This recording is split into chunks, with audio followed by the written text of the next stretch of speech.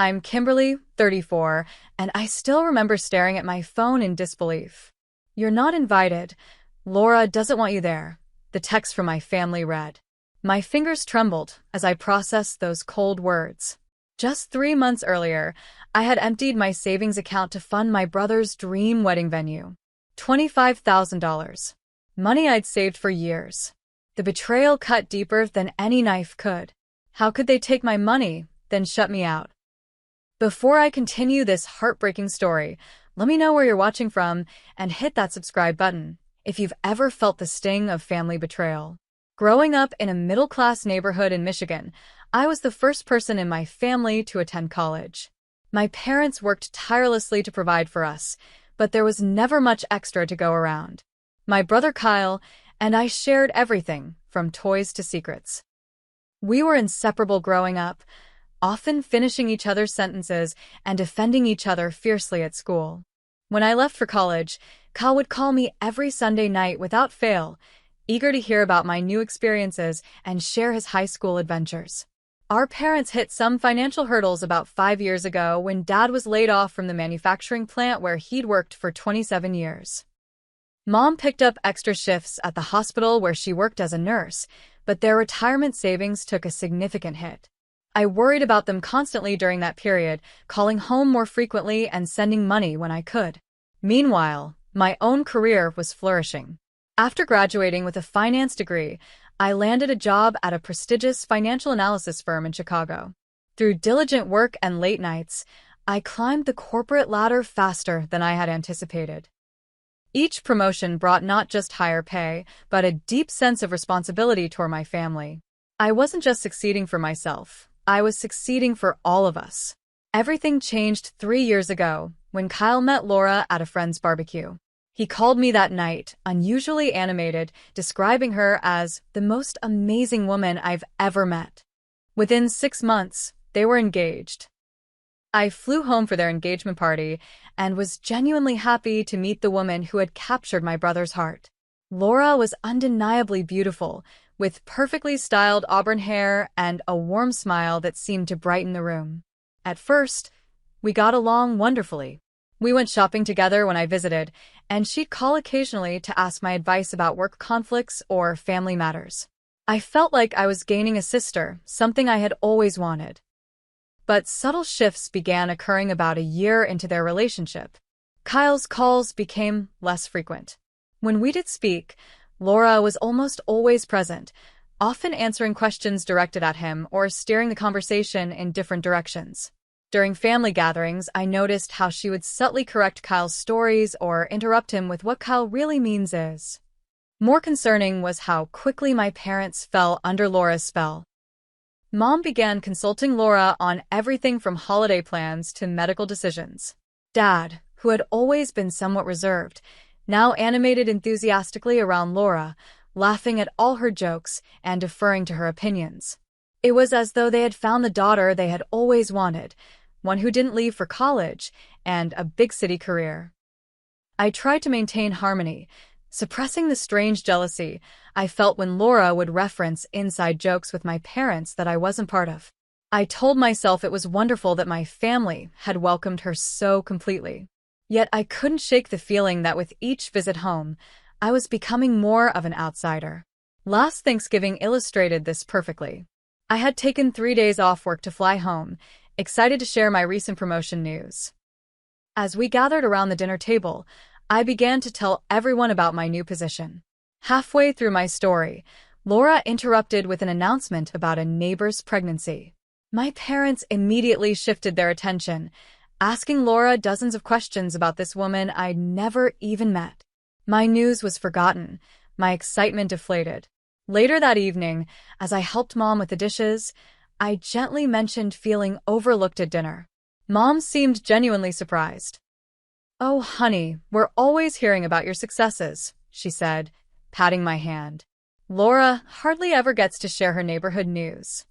I nodded and changed the subject, but a knot formed in my stomach. Jason, my boyfriend of 2 years, noticed the change in my family's dynamic immediately. After that Thanksgiving visit, as we drove back to the airport, he carefully observed, Your family treats you differently when Laura's around. It's like you become invisible. I dismissed his concern, explaining that families evolve and I needed to adjust. But his words lingered, the first acknowledgement that what I was experiencing wasn't just in my head. Despite these growing tensions, I remained determined to stay connected to my family. They were my roots, my history. I scheduled regular video calls, sent thoughtful gifts, and planned visits whenever possible. I believed that with enough effort and love, the strange distance I felt could be bridged. I had no idea how wrong I was. The wedding venue crisis began with an unexpected video call on a Tuesday evening in January. Kyle and Laura's faces filled my screen, both looking unusually serious. After some small talk, Kyle explained that they had fallen in love with a new wedding venue, a historic mansion with sprawling gardens and a lake view. Their original venue, a charming local barn, suddenly seemed inadequate compared to this dream location. The only problem, Laura interjected, her voice tinged with disappointment, is that it's $20,000 more than we budgeted. We've been saving everything we can, but it's just not enough. Kyle nodded solemnly. We thought about scaling back our plans, but this place is perfect. It only has one date available this year, and we need to decide by next week. I could see the hope in my brother's eyes, and something else in Laura's expectation. They hadn't directly asked for help, but the implication hung heavily in the air. 3 days later, a family meeting was called via video chat. My parents looked uncomfortable as Dad explained their situation. We wish we could help with the venue, kids. Your mother and I have gone through our accounts 3 times. Between helping with the engagement party and the current payments for the wedding, we just don't have anything extra to give. Laura's face fell dramatically. I understand, she said, though her tone suggested otherwise. I guess some families prioritize differently. My cousin Jessica's parents remortgaged their house for her wedding. Mom looked stricken by the comparison, and Dad stared down at his hands. After the call ended, I sat in my apartment, spreadsheets open on my laptop. I had been saving diligently for years, for a down payment on a condo, for future security. $25,000 would deplete most of my savings, but I could make it work. Kyle had always been there for me, and this was his big day. I wanted him to have everything he dreamed of. The next morning, I called Kyle when I knew Laura would be at her yoga class. I want to help with the venue, I told him. I can cover the difference, $25,000 to include a buffer for any other unexpected costs. The line went silent for a moment. Kim, are you serious? Kyle's voice cracked. That's too much. We can't accept that. You can and you will, I insisted. You're my only brother and I want your day to be perfect. Consider it an investment in your happiness. Kyle's gratitude was overwhelming. You have no idea what this means to us. You'll be our honored guest. More than that, you'll be part of everything. This wouldn't be happening without you. That afternoon, I visited my bank and initiated the transfer. The banker raised her eyebrows slightly as she processed the withdrawal. That's a significant portion of your savings, she noted professionally. Are you sure you want to proceed? I nodded confidently, though my stomach fluttered with momentary doubt. That evening, Jason and I sat on our couch, takeout containers spread before us as I told him about my decision. His fork paused midway to his mouth. $25,000? Kim, that's most of your condo fund. I know, I acknowledged. But it's for Kyle. You should have heard how happy he was. Jason set down his fork. I'm not questioning your generosity. I just hope they appreciate what this means for you. That's a massive sacrifice. When Laura finally called to thank me, her gratitude seemed rehearsed and brief. This is so generous of you, she said, her voice lacking the emotion I had expected. Kyle tells me you want to be involved in the planning. That's sweet, but don't feel obligated. Planning is stressful, and you're so busy with work. Later that week, I stopped by their apartment to drop off some wedding magazines I'd purchased.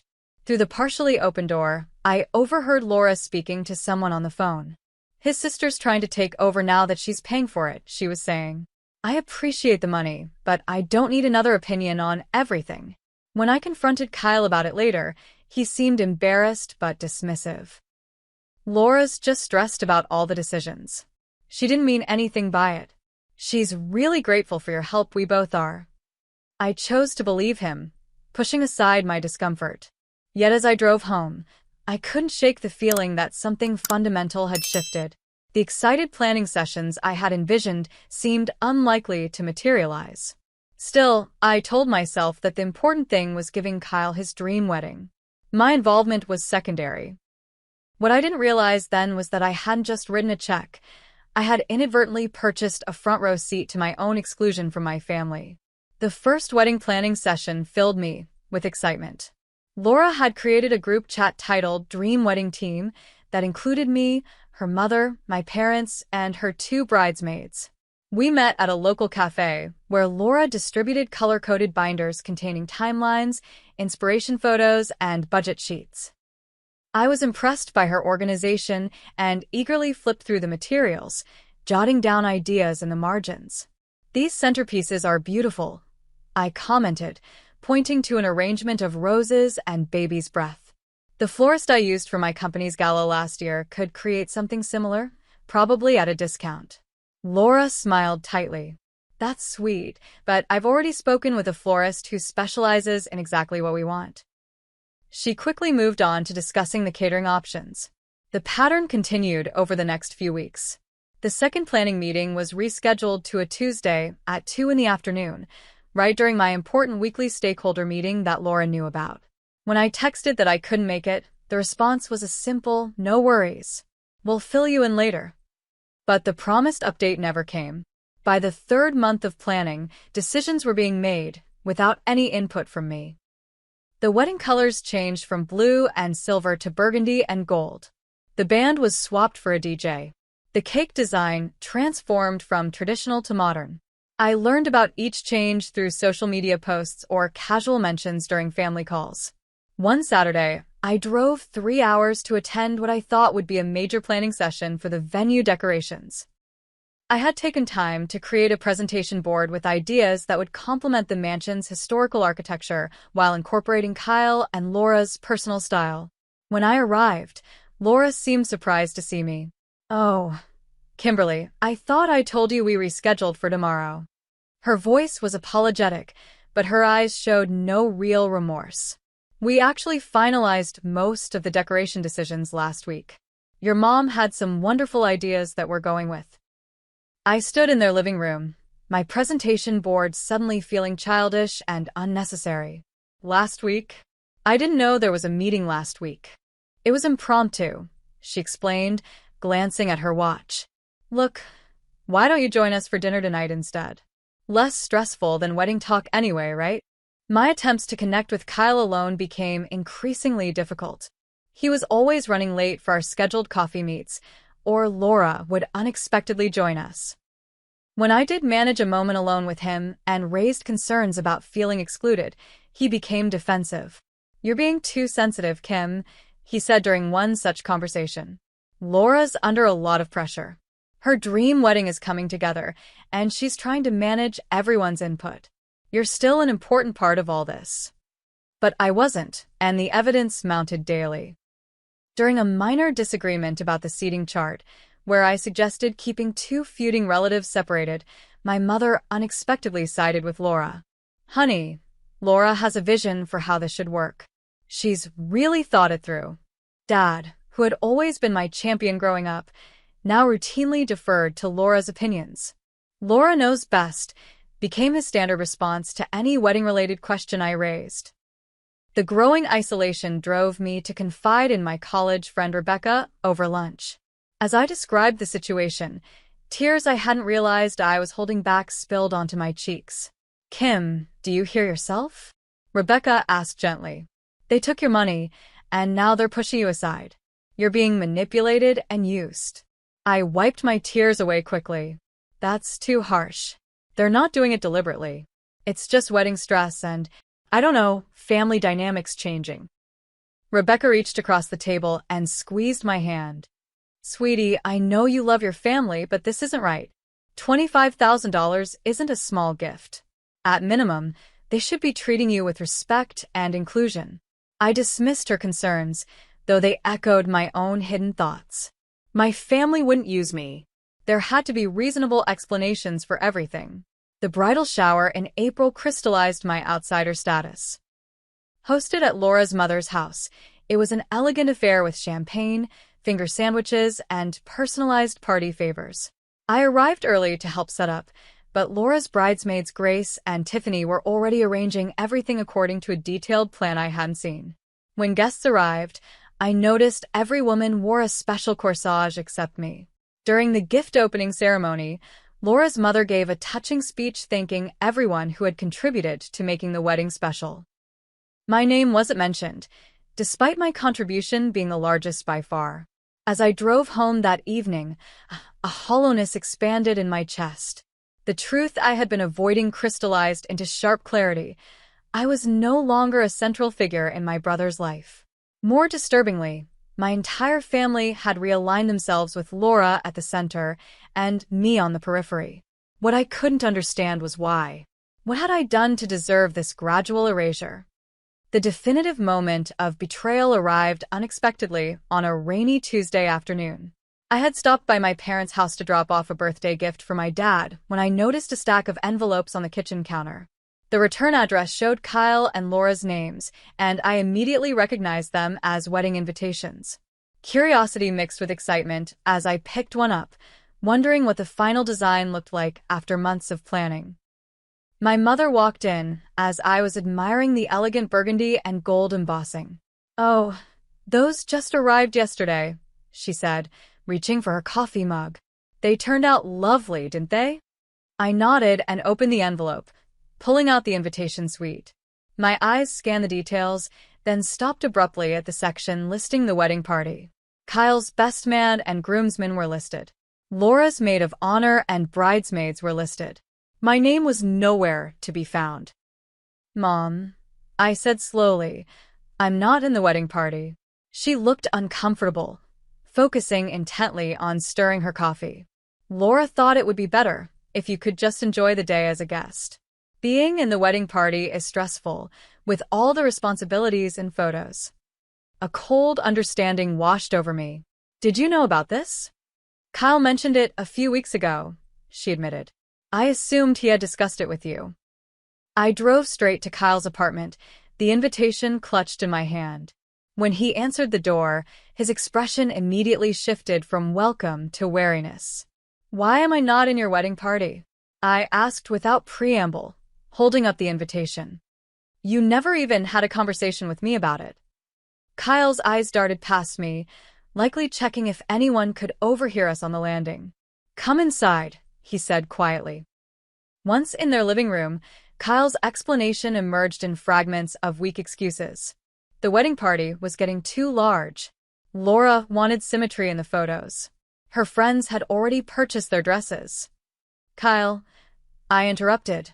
"3 months ago, when I agreed to help with the venue, you said I would be an honored part of everything. What changed?" He looked down at his hands. "Nothing changed. You're still important to us. It's just, Laura feels that you might try to influence things too much." "Influence things?" I repeated. "You mean the wedding I'm largely paying for?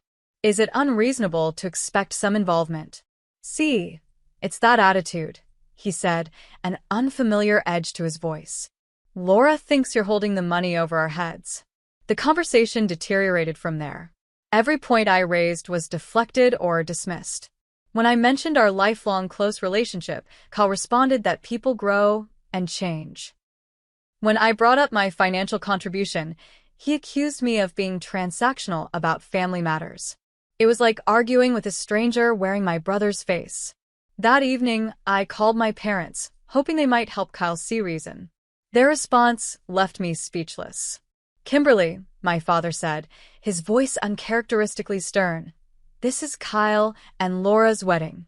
They get to make the decisions, regardless of who's paying." "But Dad, it's not about control. It's about being included, being acknowledged as important in Kyle's life." My mother interrupted. "Honey, Laura has confided in us about how difficult you've made this process. The constant suggestions, the criticism of her choices. What criticism? I asked, genuinely bewildered. When have I ever criticized her plans? A heavy silence followed. Laura said you've been telling people that she's only marrying Kyle for his potential inheritance, that you think her taste is tacky, that you're embarrassed to have her join the family. I was stunned. I never said any of those things. Ever. Who told you this? Laura showed us the texts. My father responded. What texts? I never sent any texts like that. My voice had risen to a shout, something that rarely happened. Another silence. Well, my mother finally said, perhaps there's been a misunderstanding. But right now, the important thing is to support Kyle and Laura during this stressful time. Maybe you should take a step back. After hanging up, I sat in shock on my couch, trying to process what was happening. Laura had apparently been constructing a narrative about me, a false one, and my family had accepted it without question. The thought that they would believe I could say such horrible things without even asking me about them first was devastating. I broke down completely when Jason came home and found me still sitting in the dark. Between sobs, I explained everything: the invitation, the confrontation with Kyle, the bewildering conversation with my parents. Jason held me tightly. Kim, I hate to say this, but this is a normal family tension. This sounds like Laura is deliberately isolating you, and for some reason, your family is allowing it. But why? I asked through tears. What have I done to deserve this? Jason's answer was gentle but direct. Sometimes it's not about what you've done. Some people feel threatened by strong relationships. Your bond with Kyle, your financial success, your parents' love for you. Laura might see all of that as competition. The next morning, with Jason's encouragement, I wrote a heartfelt email to my entire family. I expressed my hurt feelings, but also my continued love and desire to repair whatever damage had been done. I directly addressed the false accusations, stating clearly that I had never said anything negative about Laura.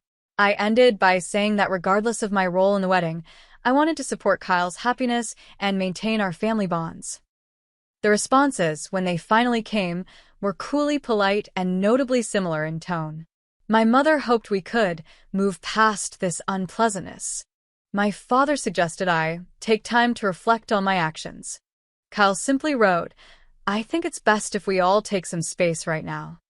As I stared at these messages, a crushing realization descended.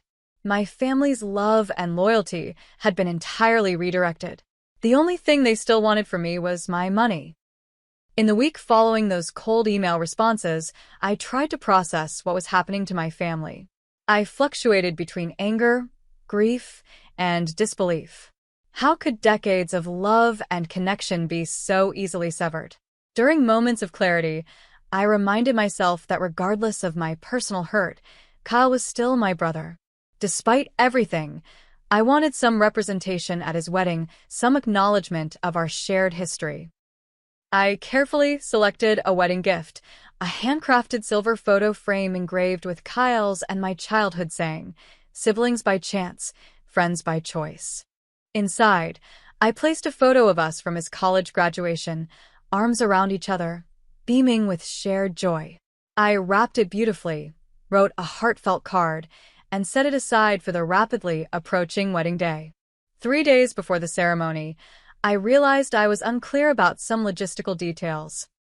The invitation didn't specify exact arrival times for family members, and no one had communicated any pre-wedding family gatherings to me. I composed a light, practical text to the family group chat, looking forward to Saturday. What time should I arrive for any pre-ceremony family photos? 20 minutes later, my phone chimed. Opening the message, I felt as though the floor had disappeared beneath me. There, in our family group chat, including my parents, Kyle, and Laura, was a message from my mother. You're not invited. Laura doesn't want you there. I stared at the screen, uncomprehending. Not invited? To my only brother's wedding? The wedding I had contributed $25,000 toward? I immediately called my mother, then my father, then Kyle. All went straight to voicemail. I sent individual texts. Is this a mistake? Please call me. No response. When Jason arrived home from work, he found me sitting at our kitchen table, still staring at my phone. My face felt stiff, like a mask. I hadn't cried. I felt beyond tears, in some numb territory I'd never experienced before. Kim. Jason approached cautiously. What happened?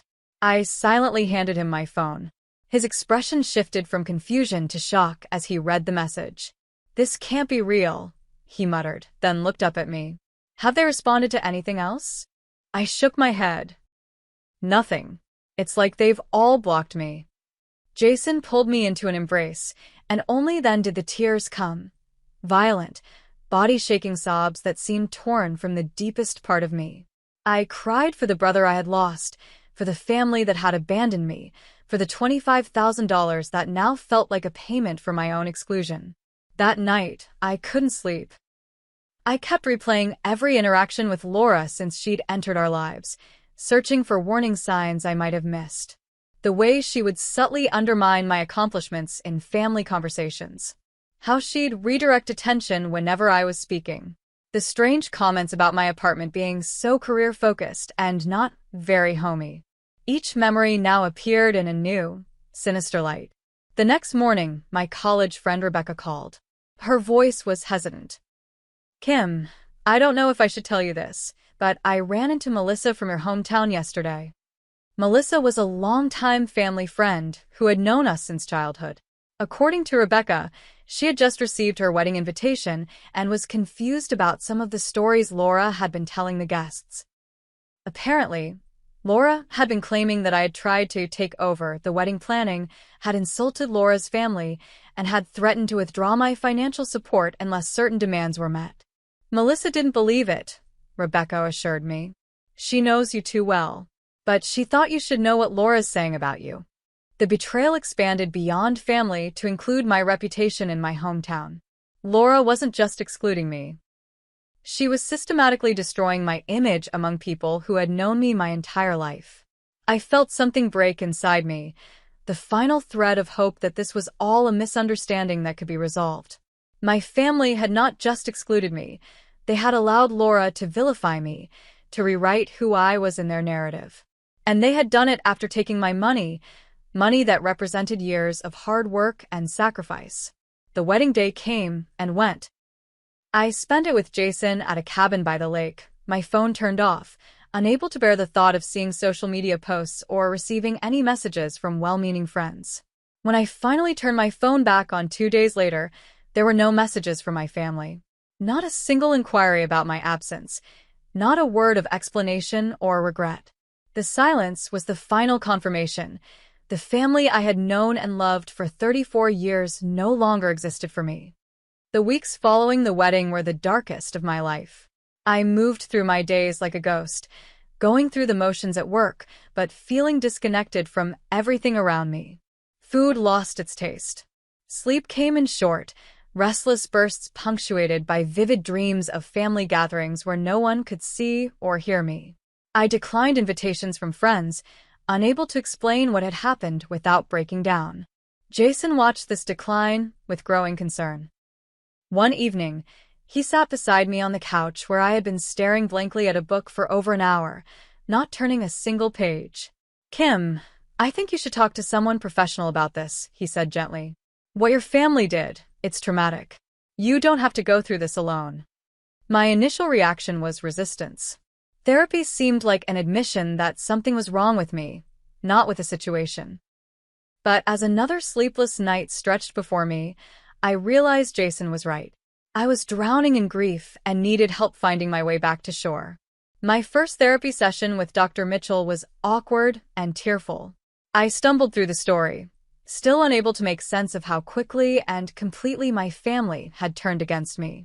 Dr. Mitchell listened attentively, occasionally asking clarifying questions. Near the end of the session, she said something that stopped my racing thoughts. Kimberly, what you're describing sounds like a coordinated campaign of alienation, possibly initiated by Laura, but enabled by your family. This isn't normal family tension or wedding stress. This is emotional manipulation at a disturbing level. Her words gave structure to the chaos I had been feeling. It wasn't my imagination. It wasn't my fault. Something genuinely toxic had infiltrated my family system, and I had become its target. Over the next few sessions, Dr. Mitchell helped me understand that I was grieving not just the loss of my place in my family, but the loss of who I thought my family was. The parents who had raised me to value honesty and loyalty had betrayed those very principles. The brother who had been my closest ally had abandoned me for his new loyalty to Laura. "You're mourning the family you thought you had," Dr. Mitchell explained. "That's a profound loss, and it deserves to be honored." 4 weeks after the wedding, I made the mistake of checking Instagram. The algorithm, unaware of my family situation, prominently displayed photos from Kyle and Laura's wedding. The venue was even more magnificent than I had imagined. String lights illuminating the historic mansion, floral arrangements cascading down stone staircases, a 7-tier cake that must have cost thousands. All made possible by my contribution. In one photo, my parents stood proudly beside the couple, beaming with joy. The caption read, "So grateful for the perfect day with our perfect family." The exclusion was complete. I had been erased not just from the event, but from the concept of family itself. That night, I broke down again. The wound reopened and salt poured liberally into it.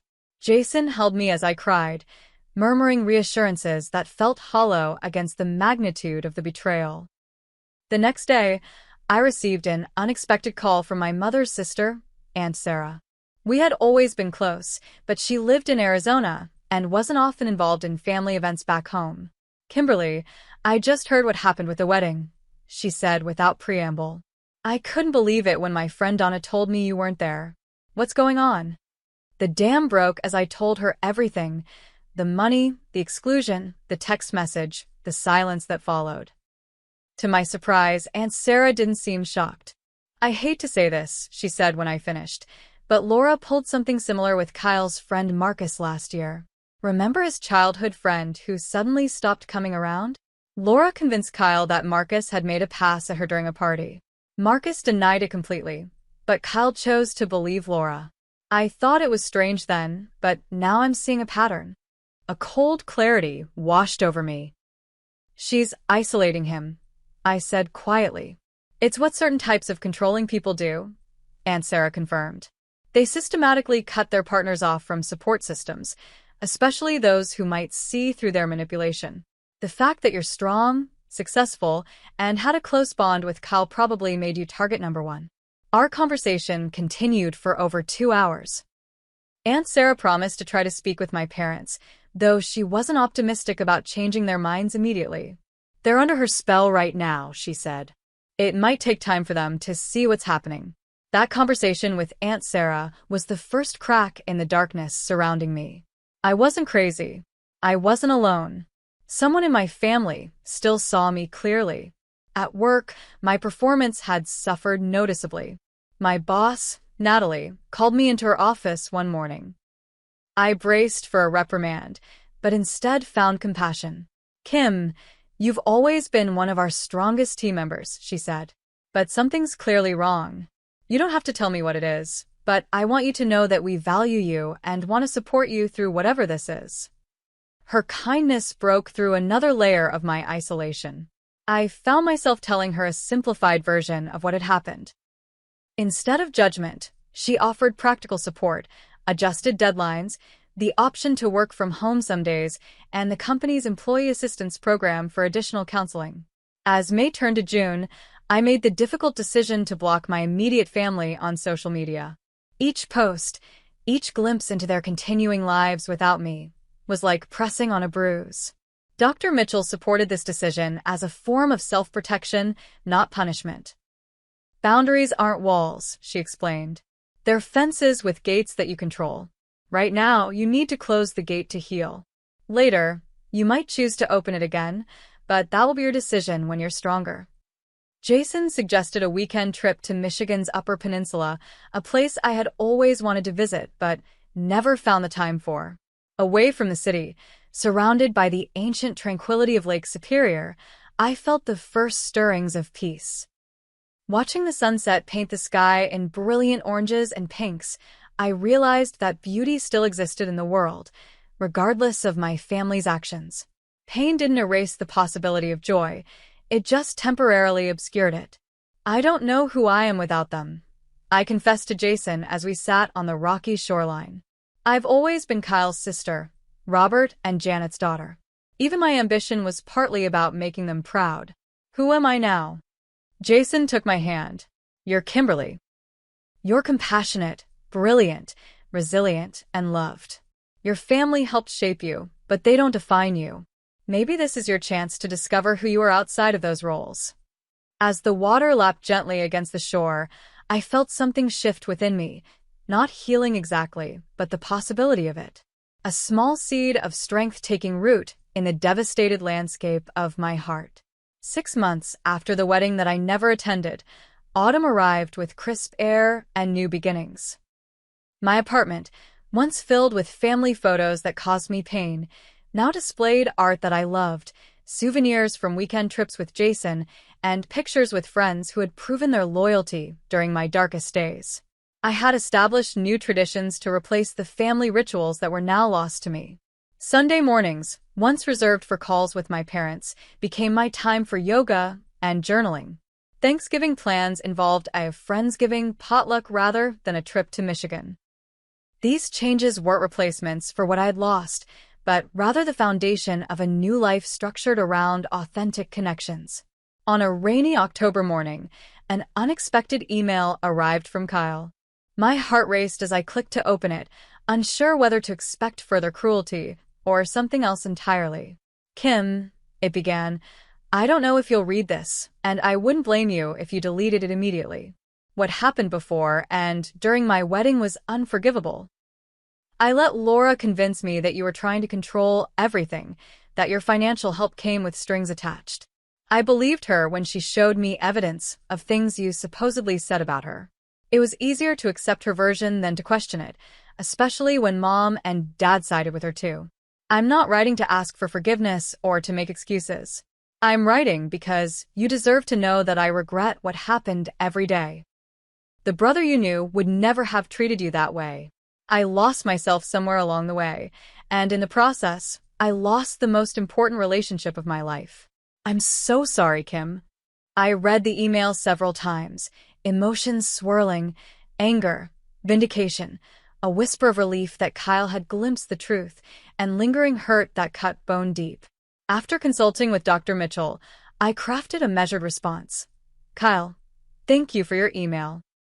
I won't pretend that your words erase the pain of being excluded from your wedding after contributing $25,000 to make it possible, or the humiliation of being told via text that I wasn't welcome. What happened wasn't just hurtful, it was cruel in a way I never imagined my family could be. I appreciate your acknowledgement of what happened. Right now, I'm focused on healing and rebuilding my life.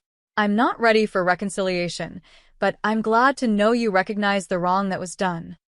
I hope you're taking care of yourself. Kim, his response came quickly, thanking me for even reading his message and respecting my boundaries.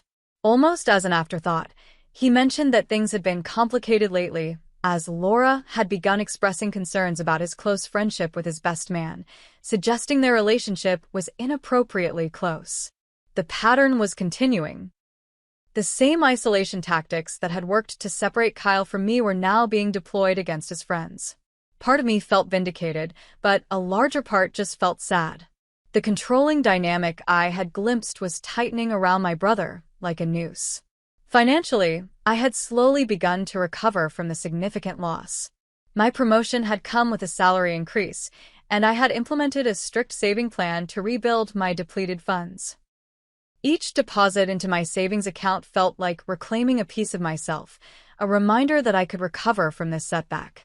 Dr. Mitchell helped me frame what happened in terms of relationships versus transactions. True love, whether between family members, friends, or partners, is given freely, without expectation of return, she explained.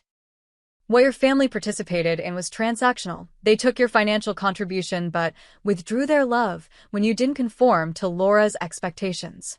That's not how healthy relationships work. This framework helped me recognize the difference between genuine connections and conditional ones. I began evaluating all my relationships through this lens, strengthening bonds with friends who had demonstrated unconditional support and creating healthy distance from those whose affection seemed contingent on what I could provide for them. In November, Aunt Sarah visited Chicago, and we spent a weekend catching up. She brought news from the extended family, cousins, uncles, and aunts who had been told various stories about my absence from the wedding but had their doubts.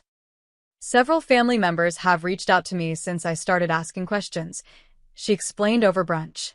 They felt something wasn't right about the narrative Laura was spinning, but they didn't know how to connect with you directly. Through Aunt Sarah, I reconnected with relatives who had been part of my childhood but had drifted away during the Laura years. Cousin Rachel invited me to her daughter's ballet recital. Uncle Jim sent me birthday wishes for the first time in years. These small reconnections served as reminders that family extended beyond the nuclear unit that had rejected me. One snowy evening in December, Jason and I returned from a concert to our apartment. As I hung up my coat, he seemed unusually nervous, fidgeting with something in his pocket. "Kim," he said softly, "this past year has shown me something important. When everything in your world was falling apart, you didn't break. You bent, you hurt, you questioned, but ultimately, you found the strength to rebuild. That kind of resilience is rare and precious." He knelt on one knee, producing a small velvet box. "I don't want to replace the family you lost. I want to be the family you choose, the beginning of something new and healthy and strong. Will you marry me?" Tears filled my eyes, not the broken tears of earlier that year, but tears of recognition that even from the depths of betrayal, new beginnings could emerge. "Yes," I whispered. "Absolutely yes." As winter turned to spring, I continued therapy, not because I was broken, but because I was committed to growth. Dr. Mitchell helped me recognize that the pain I had experienced had transformed me in unexpected ways. I was more discerning about who I allowed into my inner circle, more assertive about my boundaries, more appreciative of genuine connections. "You've learned through fire what many people never learn," she told me during one of our sessions. "You've learned that love without respect isn't love at all. That family is defined by how people treat you, not just by blood. That your worth isn't determined by others' ability to see it." These lessons, though brutally acquired, had become wisdom I carried forward. I no longer confused self-sacrifice with love or silence with peace. I had learned that sometimes the healthiest thing you can do is walk away from people who cannot value you properly, even when those people are family. The most profound lesson was about forgiveness, not the kind that invites further harm, but the kind that releases you from carrying the weight of others' actions. I wasn't ready to forgive my family, but I had stopped allowing their betrayal to define my present or determine my future. On the one-year anniversary of that devastating text message, I wrote a letter to myself that I didn't intend to send to anyone. In it, I acknowledged the pain, the growth, the loss, and the unexpected gains. I ended with words that felt like a door closing on one chapter and opening to another. The family that raised me taught me about loyalty until they abandoned it. They taught me about unconditional love until they placed conditions on theirs. They taught me about honesty until they embraced lies. The greatest gift I can give myself now is to honor those original teachings even when they couldn't, to be loyal to my own worth, to love myself unconditionally, to embrace truth, even when it hurts. In doing so, I become not just a survivor of betrayal, but a creator of a new legacy, one built on authentic connection rather than obligation or blood. As I sealed that letter in an envelope, I felt a sense of completion. The wound would always be part of my story, but it no longer defined me. I had learned that family, true family, is something you can lose, find, and create all in one lifetime. And that knowledge, though painfully acquired, was a gift I would carry forward into whatever came next. Have you ever experienced a betrayal from someone you trusted completely? How did you rebuild your life afterward? I'd love to hear your stories in the comments below. Don't forget to like this video if my story resonated with you, subscribe to hear more real-life experiences, and share with someone who might need to know they're not alone in family struggles. Remember, sometimes the family we choose becomes more important than the family we're born into. Thank you for listening, and I wish you the strength to set boundaries that protect your peace.